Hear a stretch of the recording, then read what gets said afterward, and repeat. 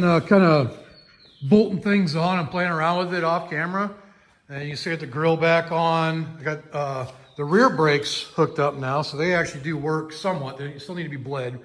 I'm waiting on parts for the front still. But yeah, I want to see if it'll start up and move. So we're going to try that next.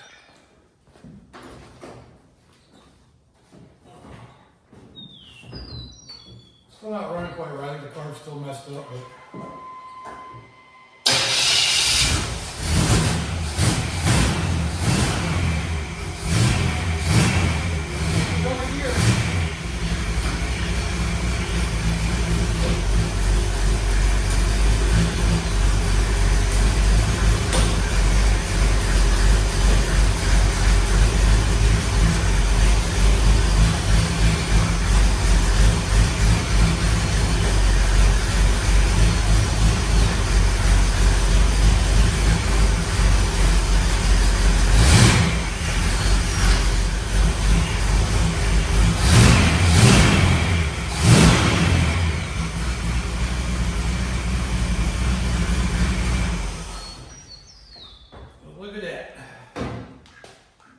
Oh, so much closer to get back on the road.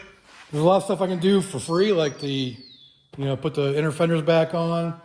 Don't need the bed on to drive it, but yeah, we're pretty close. I'm pretty happy. This thing's doing stuff. So I got the inner fenders out here. I'm going to pressure wash them. They actually don't look like they're all that rusted out. I don't think that big dent's supposed to be there, but hey, it's character. I'll keep it there. A couple areas that definitely have some rust, but I'll clean all that up. This is something I'm curious about. They both have this like bent up lip. Is that a normal thing for these things? It's the back side of it, so it's the part that's under the cab. And I don't know, it just doesn't look right to me, but so they're both that way, even though this one's got a mounting hole there. That probably has to be a little bit straighter, but I don't know. I don't remember when I took it off. Oh, this one has a mounting hole too. It's getting hit by the grass. So, what do you think? Is that normal for a C10 or C trucks, 67 to 72s? They bent up like that, or is it just from hitting stuff on the road over time? Well, I think I answered the question. Those are supposed to be straight because I straightened it out, and it looks better in that line. That hole will definitely line up with the fender. So I think we're good to go. I know that's not the right fender. Well, that's the left fender, but I'm just looking at the hole and it's parallel, so definitely needs to be there like that. So I just gotta make sure, I just want to make sure it fit and everything worked there, and now I'm gonna take it off and paint it. But I thought about doing some rust repair on it, but I don't think I'm gonna worry about it because what little bit there is, we'll never see, and I don't care. So that could be the next guy's problem. Jace, that's for you. All right, so I got one of them cleaned up and painted now. Well, like I said, I'm keeping the I'm not gonna bother fixing the rust. It's down in the corner, nobody's gonna see it anyways. Just protect what's there. This is the rust reformer that I like so much. It'll turn flat black when it's done. I just spray the underside too, just over the undercoating. And that'll be good enough. It's a truck. So that's where we're at with that. I got one more to clean up over here. Straighten that lip out. Right there. And then get it cleaned up as well. All right, so on this one, I think I am gonna have to do a little patch panel right there because that's a little too much. I don't like that. Plus all the rust is building up underneath. If people are wondering why I don't like painting my cars, it's because I use them as benches too. But yeah, that definitely needs to be repaired somehow. So there's a brace underneath there that is pretty messed up too, but I'm not too worried about that. But at least get this little tiny piece right here, little curved piece made and put on there. Well, I started the repair on this. It's drying right now with some, I'm going to call it weld through primer, even though it's not really. It's just the Rust-Oleum rust reformer. But I've proven that you can rust or weld to it. But I put the fender on just to see it, since it's been a few months since I've seen the whole thing together like this. And I'm really liking it. I can't wait to get this thing on the road. However, I got to pull it back off because I forgot there's a couple broken bolts or cut off bolts in the fender up around here that need to come out. But just wanted to test fit and see that the inner fender's in for good. That doesn't need to come back out. Still need a lower radiator hose. But yeah, we are getting real close. Man, I can't wait to drive this thing. All right, so I got the patch panel made. Just gonna burn it in. I'll have to form it a little bit as I go, but for the most part, it's gonna fit pretty good and take up the, get rid of that rust that was there. So that's all that matters. So I'm gonna burn that in. I'll be back when it's done. Well, I got her burned in somewhat, but I didn't realize it. I was trying to figure out why it was like growing stalagmites out of there, stalactites, whatever it is. It just kept shooting this stuff up out. And it didn't dawn on me until I got done that I was out of gas. You can see how porous it is and how crappy it is. So gotta wait till tomorrow because today's Memorial Day. And get some gas and go back through and re-weld that or grind it down and see how bad it is. But I still need to plug welds on the back side of it, but other than that, it'll be good enough. So since it's gonna be a while since before I can afford the disc brakes for the front, I'm gonna go ahead and start putting the drum brake stuff back on, including the backing plates. And I didn't think there's a difference between them, but there is. The hole for the slate or for the wheel cylinder is offset. And I'm gonna assume since the line is on the back, that should be offset towards the back. So that's the way I'm gonna put them on. So these bolts on here pretty easily. There's 3 bolts, one big huge bolt that goes up top here. So you have that one, which is, you know, the main one. And you have the 2 down here that are steering. These ones will actually have your steering arm on it too. It goes in there, see? Now this can go up on there.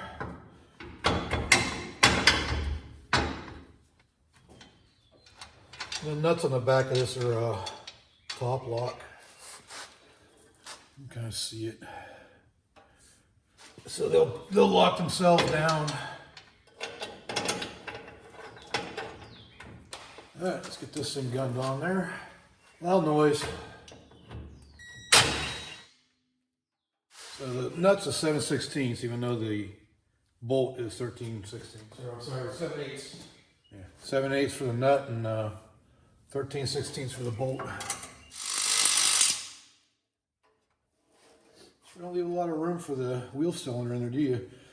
But I think that's exactly the reason why it needs to be offset to the rear, so the hose can come out the side here. I know the wheel cylinders, the fitting goes out to the side on the bleeder and the hose attachment. So that's one. Just gotta do the other side now. All right, we got this side on. I don't know how something that came off of this, you know, that was on there originally, came off of it, doesn't fit right. Just doesn't make sense. On top of here, there's a little ridge on the top of the spindle that was rubbed on the top of this brake dust cover. So I don't know what the heck, why it was like that, but it wouldn't go on right. So I had to grind down the top of the spindle. So I don't know.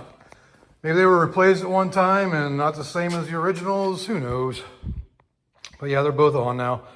So I just need to get I need bearings and stuff for the hubs, because the bearings that I have are pretty bad. I might see if they're any good. I'll clean them up, but I don't know. They didn't seem like they were very good when I pulled them out, but we'll see. All right, so I got that inner fender pretty much ready to go. I still need a weld just on the inside here, those little plug welds. There's like 6 of them, 7 of them. But I don't want to put that on yet because we got to finish up the brake lines, and I got the brake lines to do it. This is rusted through, so I rusted together. So I got to make a new one of these. I got a piece of 1/4 inch, and I got 2 pieces of 3/16 to remake all this stuff here. So that almost looks like 1/4 inch because it got so much so much crud on it. That piece is going to be really easy to make. This piece is going to be pretty easy to make. The main line, the 1/4 inch line that goes from the proportioning valve down to the little Y block or T fitting right here.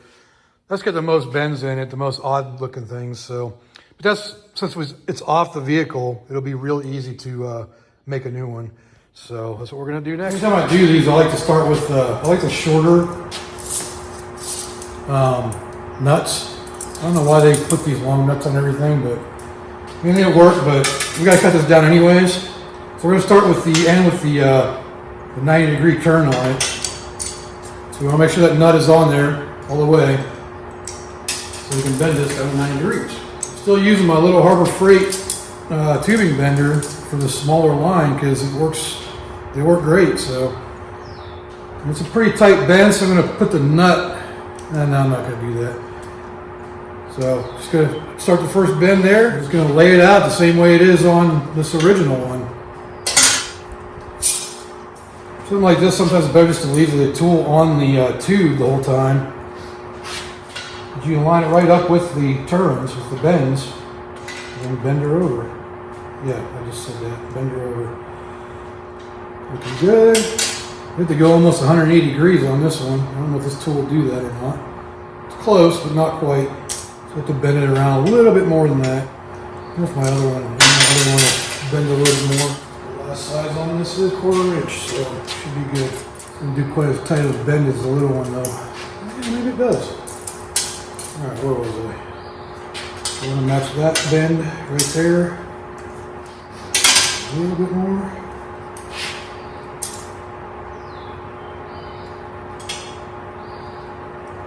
There we go. The last one, I might need it here too, but it should be, actually that's going to be too much.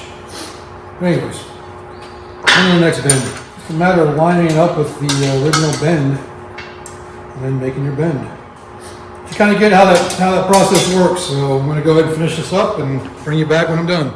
Okay, so I got the major part of the first section done, as you can see. It lines up pretty good. So I'm going to cut off the length of it here.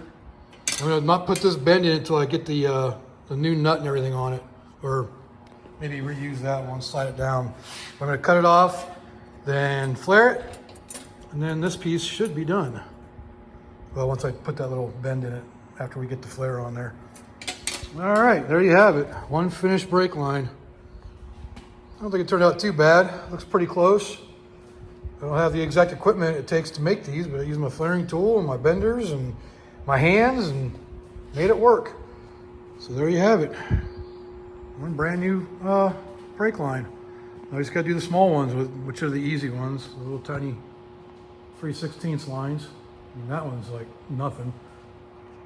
So, yep, that's what we're doing. All right, so the new small fuel brake lines are done. But the best part was I didn't have to do them. These are pretty damn new. And I just cleaned them up, and all the nuts, none of the nuts are like rounded off, or they all spin. So we're just gonna reuse the original. Although I don't think these are original. These look like they've been replaced. So, but either way, it's one less or two less lines we got to make, and that'll be it for the hard lines. We just need the hoses for up front and wheel cylinders. All right, so I got the front brake line laid back in there now. From one end all the way to the other with the T-block right there. And I ended up using new Adele clamps because I already had some in there for the rear brake line. Just added it to that bolt. And that looks pretty good. I can live with that. Again, one of those things you just don't see unless you get under the truck for some reason. So now we're just gonna add the line up here. I'm not gonna hook it up yet though, because I don't want it dripping everywhere.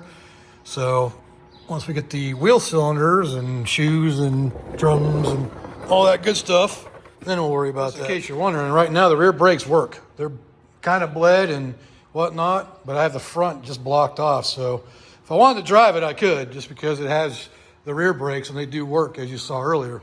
So, yep, we're getting a lot closer to this thing being on the road. Just parts, the kind of expensive parts, especially the inner wheel bearing. Can't find them, and they're expensive when you do, so we'll see. And I'm kind of picky. I want Timkins. So that's where we're at. Just put that 1/4 inch line in here, get it ready, and good to go. Main line in there loosely. Gotta do some bending once we get it all tightened up and whatnot, so we can tweak it back into place where it's supposed to be. So if anybody's wondering why I didn't put a maintenance loop in it, because it didn't come with one originally. So I'm not going to add one if it didn't have one originally. So they don't need to be there. They just, you know, it makes it nice to be able to remove everything. But there's enough distance there that you can still remove the master cylinder and have plenty of room for it to move. So I'm not too worried about it. So one of the things I like to do is just give a vision of the future. As you see, that's what it's going to look like with the fender on there. It's not like bolted in everywhere, because if you look right here, there's a broken bolt. in there that I still gotta get out of the fender. I've only got this held in with 2 bolts, but this is bolted down in the back here on both sides. This is bolted in down in here and on the back side over here. So still got a lot to do before this is ready to be bolted in completely. However, the inner fender, it's permanent. That's good to go on that. So now that we have the brake line over here, just a matter of hooking it up right here when the time comes. We can throw the driver's side one on now. So this one's all done. We fixed we did that patch panel on it. Is it pretty? Not really, but like I said, I ran out of welding gas without knowing. So, but I'm just gonna leave it. I painted over it, it'll be fine.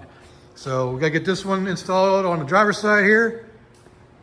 And then we'll be done with that part. And then we can concentrate on getting the fenders ready to go on by getting all the bolts that are broken out of it. I gotta get some of those J-clip tools, the J-clip things. What are they called? I think they're called J-clips. The you know, little sleeves that go around the hole to hold the bolt in. So I need some of those for the fenders. But other than that, let's get this thing installed. So one of the things I always like to do with the bolts, especially if I'm using the old hardware, I take a thread chasing tool and I run it through all the areas that are getting the hardware, obviously. So just want to get it in there and get those threads chased. This one's already giving me a problem. I want to clean those threads up so you got a nice place to screw your inner fender into. I gotta do it from the bottom because that's the way that they got to go in. There we go. That one's going in nice. So just have some crud on that one that needs to be cleaned up. That one's really good.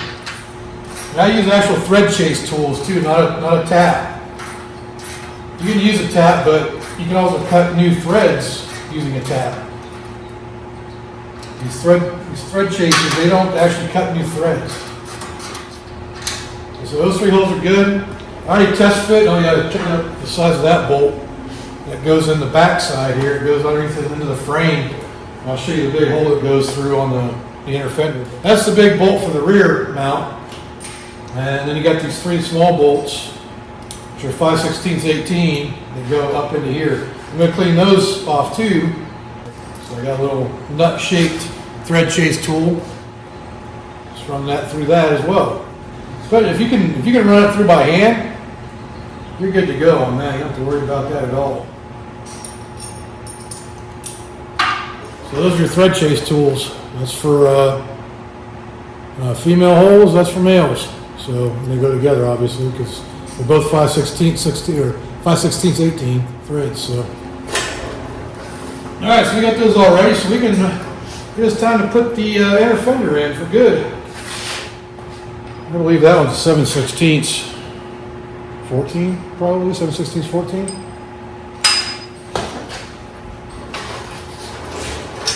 See, that's the big hole that I was talking about. The big square hole right there. That's where that big bolt goes in the back of the big washer. It just gives you adjustment for installing it. I have to get the back one started first just because it can hold the weight of it pretty well. Alright, so let's start it in. Get these 3 started. Of course, the first one's a little tight. That one's still tight, but it'll be fine. That's why we had impacts. Just kidding. Now to get these tightened down, you need a 1/2-inch socket for the front ones and a 5/8 socket for the back one.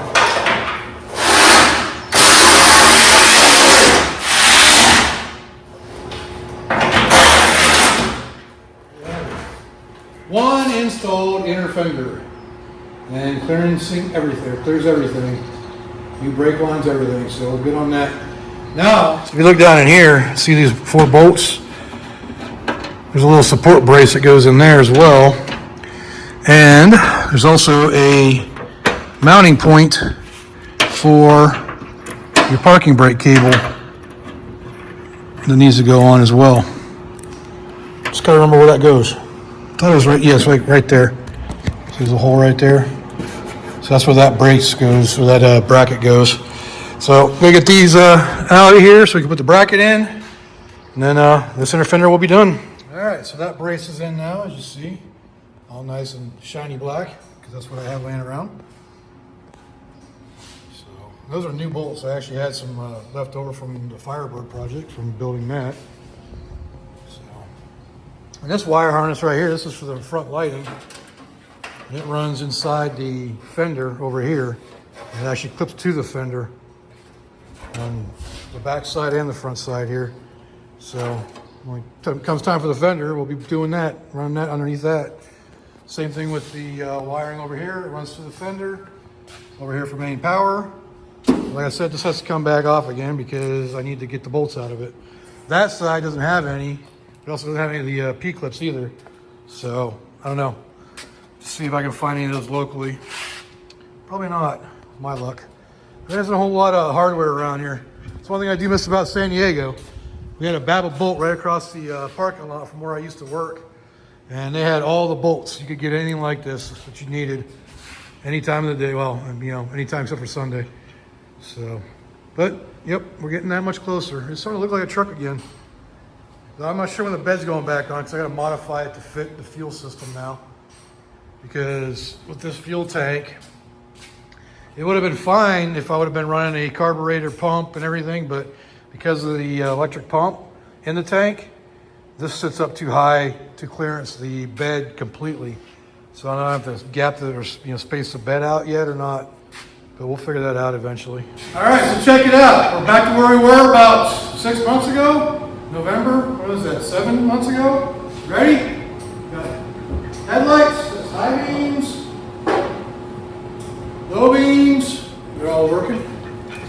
Yep. The running lights. These are wired weird to where the running lights aren't on with the headlights, but the running lights are all on. There we go. Left. Right.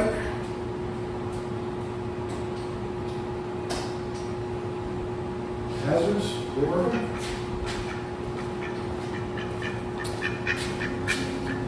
That might be because the rears aren't hooked up. Left. Right. All right. We have working lights again, at least in the front. So the next thing I think we're going to do is put this fan on here. I know I hate this fan. It's an ugly ass flex fan. And one of the problems I'm going to have is the original fan shroud here isn't going to work because we went from a short water pump to a long water pump, which pushed it out, you know, an inch. So we had to come up with something different for a fan shroud or go electric maybe. I don't know yet. And I don't even know if this radiator is any good, to be honest with you. It was, you know, it had some signs of leakage, so we'll see if it's even any good. But we go ahead and throw the fan on there just so we have that. The new radiator hose will be here tomorrow for the lower. So we'll get that put on, you know, get everything out of the way here. We'll get that on there. We got a heater fitting coming for this one right here. It's got a 45, which should drop it below the fuel rail. And then we can hook up the hoses for that and we can put some coolant in it finally. So that's what we're gonna do. We'll get the fan on there. All right, we got that fan installed. It's definitely pulling a lot of air, so hopefully it'll keep it cool even without a shroud. A few things I noticed. This donut gasket on this exhaust manifold is leaking pretty good. So I have to figure that out and get a new one on that or adjust it to make it work. The alternator, I started revving it and it all started sparking. I'm like, what the heck? But then I noticed right in this area right here, the fan's hitting the lever. So that's what we just got to clearance that a little bit and it should be fine. So, but yep, getting pretty close to getting this thing on the road. Like I said, I'm just waiting on parts, radiator support or radiator hose, heater ports, steering. I got the pitman arm and idler arm coming and wheel cylinders, but budget, I have to wait to get the rest of it. I noticed when I tested was to see if it was charging, and it is. The battery is charging. It went from 12 volts up to 14 volts. So looking good on that. So the alternator is working. I just got done clearancing the lever underneath here so it doesn't hit the fan anymore. Hopefully that takes care of that issue. And so yeah, now I'm just waiting on the hoses and heater parts and figured out that donut down there too. But yeah, We're getting real close on this thing, man. I can't wait to be able to drive this thing. Now I'm playing around with the fuel pressure because it just keeps jumping up here. This is a low pressure gauge. This one back here doesn't read until it gets to about, 5 to 10 PSI, which is too much for this carburetor. So I don't know what, I have to get a low pressure gauge for back here so I can adjust it easier. But other than that, I don't know, I don't know. This stupid thing's just not working right. But we'll see. I gotta play around with that because 10 PSI on a Holly just won't work. So, but yeah, that's where we're at right now. Playing around with that, and just playing around with a bunch of different little things, waiting on parts to get here. But yeah, trying to dial this thing in. It's just it's too big of a carburetor for this engine, I think. So I've just been kind of working off camera here and wasn't really paying attention, but I got a new lower radiator hose. I had to trim it to fit. I got the heater fitting. I had to bend this this fuel line up a little bit. I don't suggest you do that with stainless steel because it's brittle and it can break. But I got it to bend up enough to clear that hose. So I got some temporary hose here, a 3/4 and a 1/2 inch or a 5/8, just to loop it around so we have a sealed coolant system. So we have a complete sealed coolant system now. And when it comes time, I put the heater back in, and these two hoses just go to the heater core. No big deal. So we're good on that. So now we can put some coolant in it and run it for a little bit longer, maybe dial this thing in a little better. But that's where we're at. We got the cooling system complete. I'll probably replace the upper hose at some point too, but it doesn't look too bad. Like I don't see any cracks or anything. So until it bursts, I think we'll be all right. So now we can fire it up and put coolant in it. So on the wheel bearings, the inner wheel bearings are actually pretty good. I'm pretty happy with that. The outers, however, were horrible. They were crusty and they were just grinding and whatnot. Luckily, I happen to have one. It must have been from my '89 Firebird that I had left over before I got rid of it that fits. So I just need one more. I should have another one around here someplace. I just don't know where. It's probably in one of those bins up there. It's buried. But so they have one in stock at CarQuest and with 2 wheel seals. So I can get this thing back on its wheels. So I can make it a roller again. So I think that's what I'm gonna do. I run to town and grab the bearing and the seals and get those put back on and put them on permanently. As far as the brakes go, I've got wheel cylinders and hoses coming. I don't have drums or what are they called? Or shoes coming yet. And I have a pitman arm and an idler arm coming. So we can get the center link put in, but we can't put tie rods on it yet. So we can't make it steer yet, but it's real close. So that's where we're at with that. Those are going to be here Monday, so they're not going to be in this video. But yeah, that's what we're looking at. So the end links, or the tie rod ends, shoes, and drums is all that's left to make this thing roll, other than the one bearing and the wheel seals. So I'm going to go get those right now. So yeah, oh man, I can't wait. Just got back from CarQuest with new seals and one new bearing, because I already had one bearing. Get these installed, get the hubs put back on for good. Gonna grease them up and stick them in. All right, we got that one done. I know the seal sticks out, but that's the way they were. So it's down in as far as it goes. This one I still have to replace the bearing, the outer bearing, and the race. I'm gonna show you how to do that. I put that back in. I put the new bearing in there, but I'll show you how to do that. All right, if you look way down in there, you can see little steps in different areas where that race is at. You can put a center punch or a punch on there and just drive it out. Yeah, it's out. Flip her over, make sure she's clean. I'm gonna grab the proper race bearing installer tool disc. My buddy's got a real nice one he got from Snap-on. It does away with that. It just kind of clips on with one of those ball fittings. All right, so that goes in so the cone's facing out. Drop it down in there and give her a few smacks. There you have it. One brand new bearing, outer bearing. All right, now we can put the bearing in. And I already have greased up. Put the new seal in. Switch out my disc. And smack her home. Alright, new seals. And all new bearings. Just gotta grease these ones. Alright, let's get the first one installed.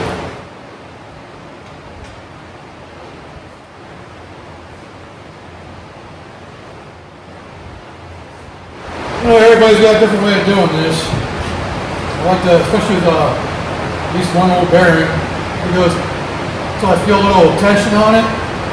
Spin it. A little bit more, spin it.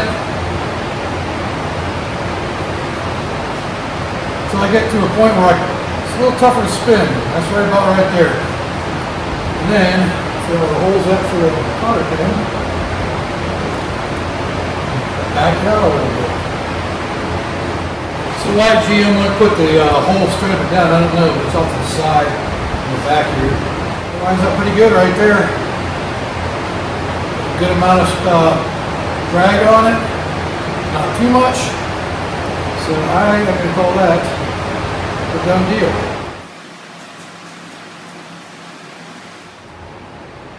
Alright, so that's done. Alright, we got the new cap, well, not the new, I'm sorry. We got the caps back on. Just want to make sure, keep that dirt out of there. I'll probably replace these caps because these have been beaten on their entire life and could probably use replacing. So that's what we'll do later, but I'm not too worried about it right now. I think we're gonna throw a wheel on it just to see, maybe you can set it down on the ground, just to see how she looks. Well, I think it's time to see her on the ground for the first time in 6 months, probably.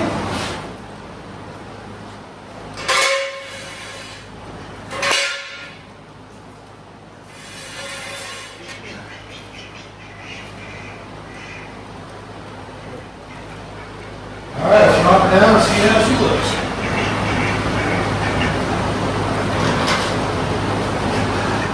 That looks good. She'll look even better with the fender, wouldn't she?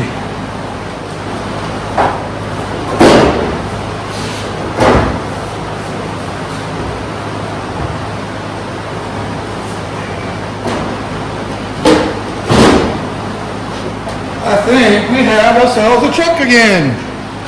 Well, maybe he needs the bed. Oh wait, I got one more thing.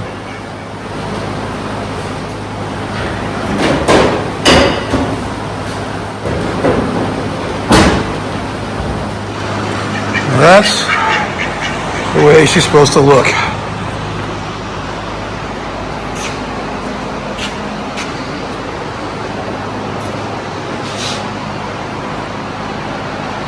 All right.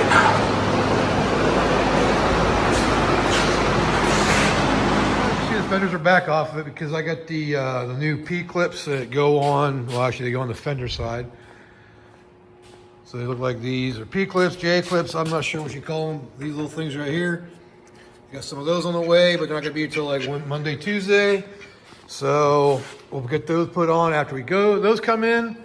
Like I said, brake parts will be in Monday too. So that's pretty much all we can do in this video. Oh, I did get one other thing, but we're not gonna install on this one because it's gonna take quite a bit of work to do. It's over there. And just put my arm through a spider web. That was awesome. So I got me a new firewall pad. However, in order to put it in, I have to take all that stuff out. The parking brake pedal right there, those two bolts, so that's gonna come out because it goes in that slot right there. The steering column on that one, and then I think that's for the, might be for the fuse box. So, but got a new pad. That can go in. Once that's in, I'm not going to put anything else on the firewall until I get the other ones. There's 3 separate pieces for the pads on these. So I was able to get one of them. We can put that one in later. That's going to finish up this video on getting the truck that much closer to be on the road again.